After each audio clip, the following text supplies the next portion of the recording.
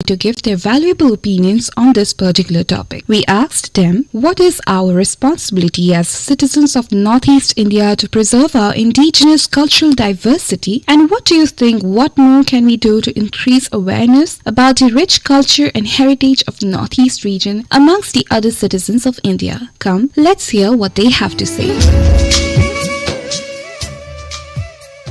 আপুনি মোক সুধিছে যে উত্তৰ পূৰ্বাঞ্চলৰ সংস্কৃতি কালচাৰটোক সংৰক্ষণ কৰিবলৈ মোৰ দায়িত্ব কি তাৰ আগতে মই উত্তৰ পূৰ্বাঞ্চলৰ সংস্কৃতিনো কি বা কালচাৰটো কি হয় তাৰ ওপৰত চমুকৈ ক'ব বিচাৰিছো যে উত্তৰ পূৰ্বাঞ্চলৰ ৮খন ৰাজ্যত বসবাস কৰা প্ৰতিটো জাতি জনগোষ্ঠীৰ যিখিনি নিজা নিজা ভাষা পৰম্পৰা লোকাচাৰ কৃষ্টি সংস্কৃতি আছে নৃত্য গীত আছে এই সকলোবোৰে হৈছে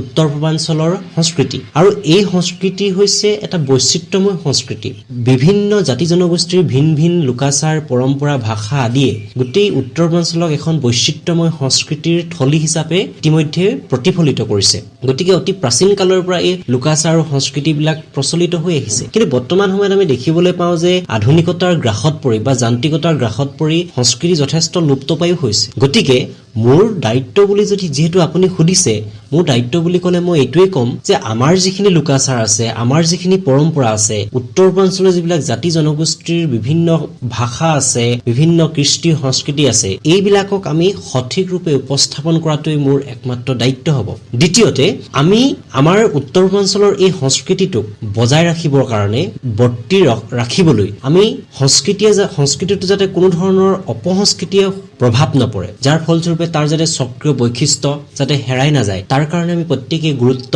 প্ৰদান কৰিব লাগিব আৰু আমি নিজেই আমাৰ সংস্কৃতি শিকিব লাগিব শিকাৰ পাছত আমি আনকো শিকাব লাগিব বিশ্ব দৰবাৰত আমি উপস্থাপন কৰিব লাগিব আমি ভালদৰে আমাৰ খাদ্যভাস বা পৰম্পৰা ৰীতিনীতি ভাষা এইবিলাক শিকি লৈ আমি সকলোকে দেখুৱাব লাগিব তেতিয়াহে আমাৰ এই সংস্কৃতি উত্তৰ পূৰ্বাঞ্চলৰ এই